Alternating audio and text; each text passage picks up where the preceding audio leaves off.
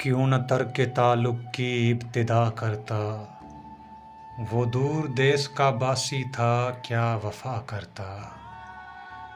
वो मेरे ज़ब्त का अंदाज़ा करने आया था, मैं हंस के ज़ख्म न खाता तो और क्या करता।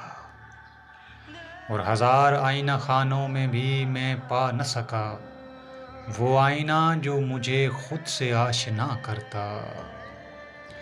दरे कफ़स पे क़यामत का हब्स था, वरना सबा से ज़िक्र तेरा मैं भी सुन लिया करता। मेरी ज़मीन तू अगर मुझको रास आ जाए, मैं रफ़अतों में तुझे आसमान सा करता। और ग़मे जहाँ की मोहब्बत लुभा रही थी मुझे, मैं किस तरह तेरी चाहत पे आसरा करता।